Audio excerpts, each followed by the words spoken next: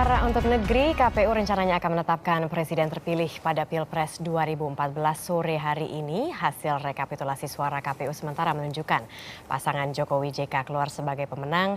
Bagi sejumlah masyarakat, sosok Joko Widodo memang fenomenal.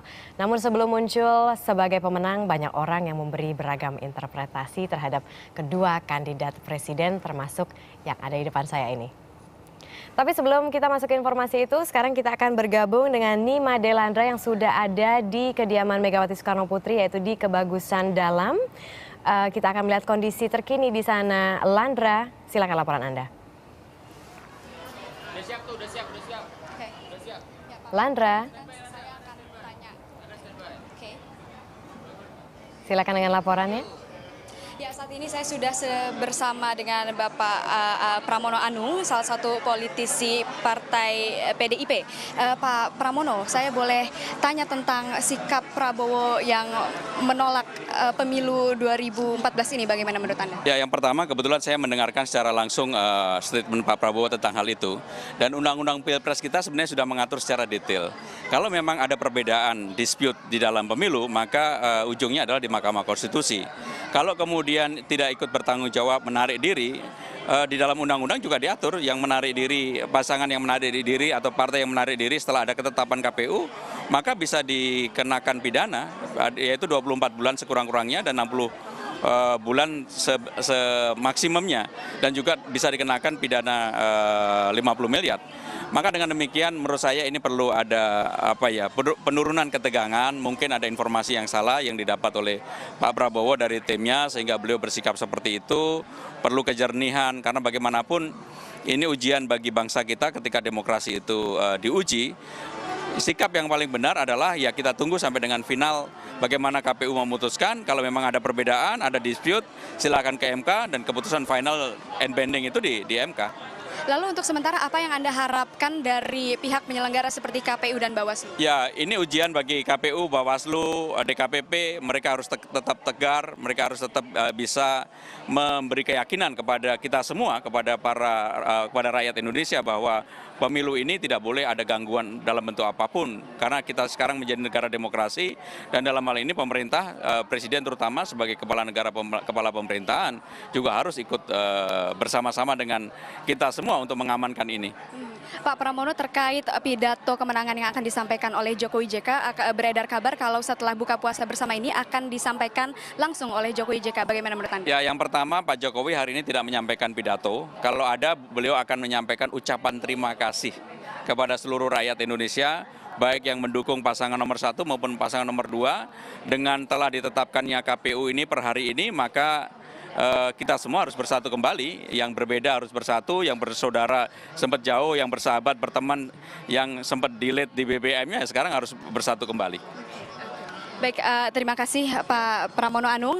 Dan saat ini sedang masih berlangsung persiapan untuk acara buka puasa bersama antara Capres dan Cawapres nomor urut 2, Jokowi dan JK, juga dengan Megawati Soekarno Putri di kediamannya di Kebagusan ini. Dan saat ini Jokowi juga sedang dalam perjalanan dari Pluit menuju ke Kebagusan untuk melaksanakan acara buka puasa bersama ini. Dan setibanya di sini nanti setibanya di sini Jokowi dan JK akan langsung disambut oleh sebagian politisi yang berlangsung, yang sedang tergolong dalam kampanye pemenangan tim ses Prabowo, Jokowi dan JK. Dan ya, saat ini tepatnya masih menunggu demikian. Terima kasih banyak Nima Delandra dari Kebagusan Dalam Jakarta Selatan. Ya, seperti memang sudah dikatakan oleh politisi Partai PDI Perjuangan maksud kami, Cahyokumolo, bahwa memang Jokowi tidak akan datang ke KPU untuk faktor keamanan. Nah, untuk sementara itu kita juga akan kembali menghadirkan informasi berikut ini. Bagi sejumlah masyarakat, sosok Joko Widodo memang fenomenal. Namun sebelum muncul sebagai pemenang, banyak orang yang memberi beragam interpretasi terhadap kedua kandidat presiden, termasuk opini dari Sujiwo Tejo. Yeah. Kalau misalnya kita sekarang ngomongin pemerintahan dan pewayangan nih, Mbak Tejo lagi pengen wayang. Misalnya sekarang calon-calon presiden kita ada Prabowo dan Jokowi dengan pasangannya masing-masing. Cocoknya dilambangkan sebagai sosok pewayangan siapa kira-kira? Susah ya isi kalau melambangkan karena wayang itu kan sebenarnya bukan dunia real. Kayak ini namanya Kresna. Kresna ini apakah kita bayangkan karena lemah lembut, apakah kita bayangkan seperti Jokowi? Juga susah karena Kresna itu tahu sebelum kejadian. Kalau saya pikir siapapun yang jadi presidennya, kita berpalinglah kepada ajaran-ajaran di wayang. Yaitu pemimpin itu 8 anasir, 8 unsur. Apa itu? Pemimpin harus seperti api. Tuntasnya, kerjanya tuntas. Tidak ada yang tidak tuntas, tidak selesai oleh api. Nah, dari segi itu kayaknya Prabowo lebih masuk. Nah, tapi pemimpin juga harus seperti tanah. Diinjak-injak, diludahin, dan lain sebagainya.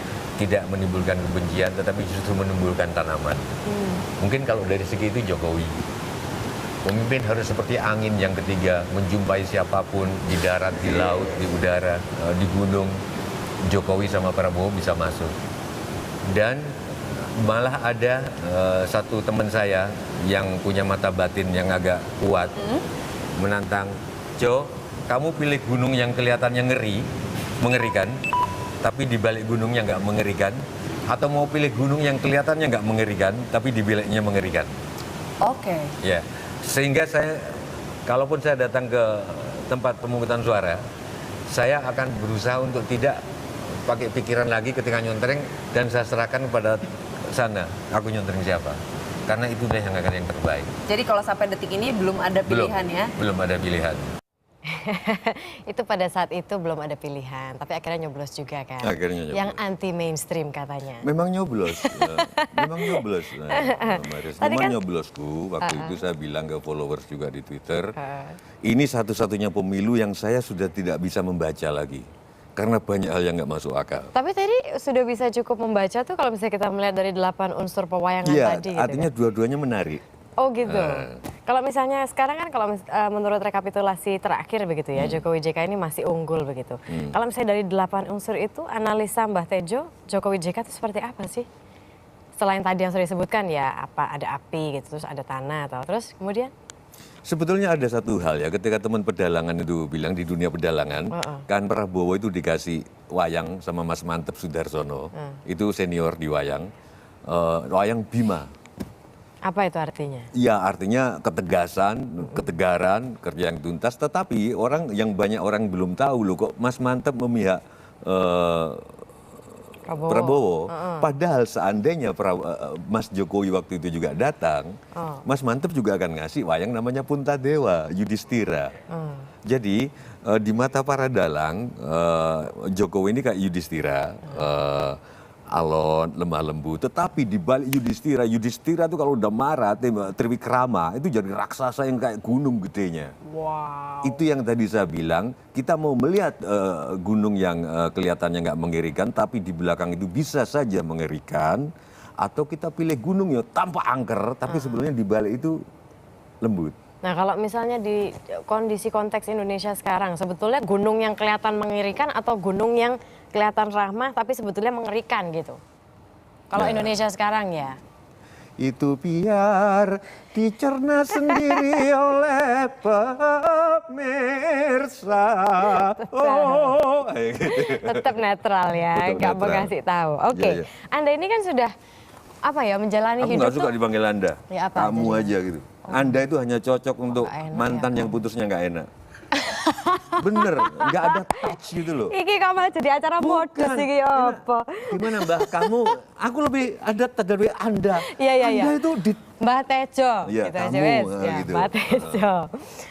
Mbah Tejo ini kan hidup sudah istilahnya dari dulu pernah jadi wartawan Kompas 8 tahun, betul toh? Kemudian masuk jadi budayawan. Pokoknya menggeluti seni lah. Seni itu kan bisa dipakai sebagai alat kritik gitu ya, kritik membangun gitu. Nah, kalau kita lihat dari hasil sementara, ini Jokowi JK yang unggul gitu. Cara ngeritiknya tuh akan seperti apa? Apalagi kita tahu kalau Jokowi itu pendukungnya itu kalau misalnya ada yang ngeritik di sosial media aja langsung kepung gitu. Makanya setelah kritik saya adalah pada keadaan ini, pemimpin yang dinabikan mematikan nalar. Maksudnya? Kalau kita sudah menabikan seorang pemimpin, bukan nabi ya. nalar kita akan mati. Apapun akan benar. Tapi pemimpin yang tangan besi akan mematikan nyali. Sekarang kita mau tinggal pilih.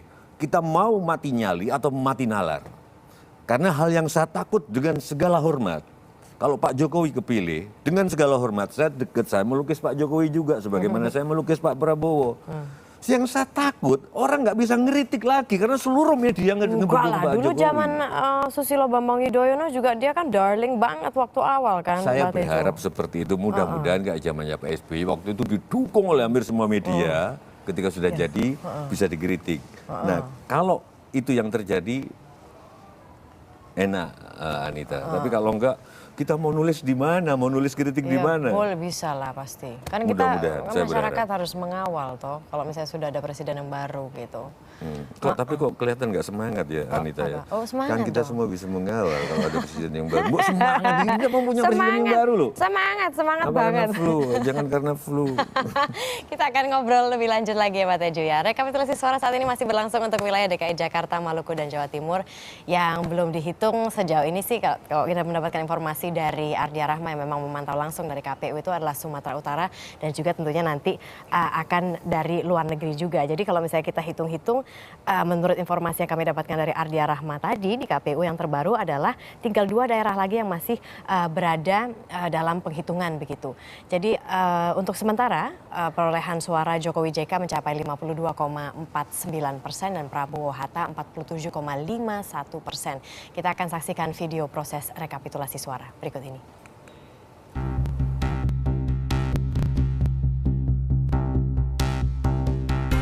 Beberapa bulan terakhir, penduduk Indonesia terpolarisasi. Terbelah menjadi 2 kubu, antara pendukung Prabowo Hatta dan pendukung Jokowi JK. Polarisasi ini semakin kuat saat memasuki masa kampanye pemilihan presiden 4 Juni lalu. Suasana kian panas di masa kampanye, dan tak kunjung mereda saat pemilihan presiden terlaksana 9 Juli lalu. Pasalnya, hasil hitung cepat sejumlah lembaga survei menunjukkan hasil yang berbeda. Saling tuding antar tim sukses pendukung calon nomor urut 1 dan 2 pun antara lembaga survei terjadi. Menanggapi kondisi ini, semua pihak sepakat menunggu hasil real count Komisi Pemilihan Umum KPU. Di media sosial, ajakan untuk bersama-sama mengawal penghitungan suara KPU dari berbagai pihak bertebaran.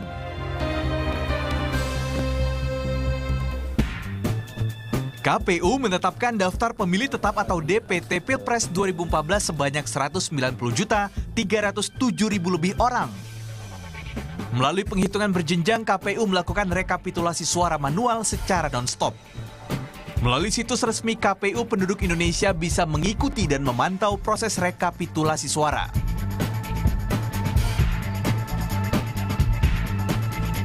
Proses rekapitulasi suara juga diwarnai berbagai protes. Dari mulai 0 suara untuk Jokowi JK di Sampang, Madura, pemilihan ulang yang diadakan di beberapa daerah seperti Bekasi, Mojokerto, dan Yogyakarta, hingga protes anyar yang dilayangkan kubu Prabowo Hatta Minggu 20 Juli terkait permohonan penundaan rekapitulasi. Kalau ada indikasi ketidakberesan dan Bawaslu sudah memeriksa dan Bawaslu sudah rekomendasi harus diadakan pemungutan suara ulang, KPU wajib melaksanakan. Dan kalau tidak melaksanakan itu pidana. Jadi ini menurut saya mempertanyakan legitimasi daripada seluruh proses ini. KPU memastikan tidak ada permasalahan sehingga proses rekapitulasi seluruhnya akan tetap berjalan sesuai jadwal yang ditetapkan. Kami tetap melakukan proses yang ada sesuai dengan tahapan yang sudah diatur. Jadi itu yang memang kita lakukan. Jadi kita belum mau berkomentar terlalu banyak soal itu, tapi kita tetap konsisten dalam konteks kita menjalankan tahapan yang sesuai dengan aturan kita. Hingga Senin malam, KPU telah rekapitulasi suara di 25 provinsi. Hasil penghitungan menempatkan pasangan Joko Widodo dan Yusuf Kala di posisi puncak. Jokowi JK memperoleh 43.402.465 suara atau 51,81%. Dan Prabowo Hatta memperoleh 40.373.335 suara atau 48,19%. Secara keseluruhan, Jokowi JK berjaya di 23 provinsi. Sementara pesaingnya pasangan nomor urut 1 mendapat dukungan dari 10 provinsi. Hingga Senin malam, hasil hitung manual KPU tidak jauh berbeda dengan hasil hitung cepat beberapa lembaga survei.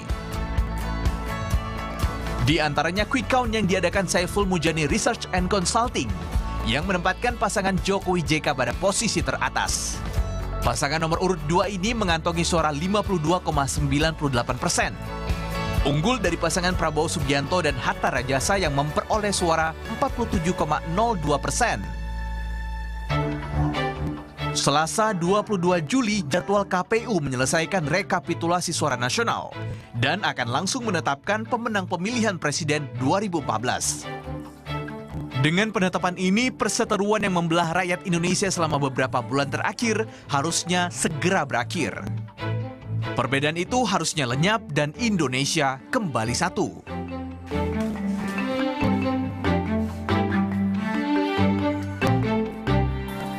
Dengan menerima hasil rekapitulasi suara, artinya kita menghormati lembaga penyelenggara pemilu yang sah, KPU. Meski begitu, jika ada salah satu pasang yang merasa tidak puas dengan penetapan ini, bisa mengadukannya ke Mahkamah Konstitusi (MK). MK sudah siap menangani jika terjadi sengketa dalam Pilpres. Dan kalaupun maju di Mahkamah Konstitusi, kami akan memutuskan dengan sebaik-baiknya, ya, dengan transparan, dengan memandang para pihak yang berperkara itu sama, dan kami akan tetap bersikap imparsial, tidak memihak kepada siapapun. Kuasa hukum salah satu kandidat bisa mengajukan keberatan selama 3 kali 24 jam. Setelah hasil rekapitulasi KPU diumumkan. Keputusan MK baru bisa diketahui setelah 14 hari sejak sengketa itu dilaporkan. Baik, selain Mbah Tejo, saya juga telah mengundang satu orang lagi. Dia merupakan seorang riset dan periset dan juga analis dari Kata Data yang tentunya kita akan mengupas sedikit mengenai dampak ekonomi ketika memang pemimpin baru Indonesia ini sudah terpilih. Kira-kira seperti apa? Tetap saksikan Suara untuk Negeri.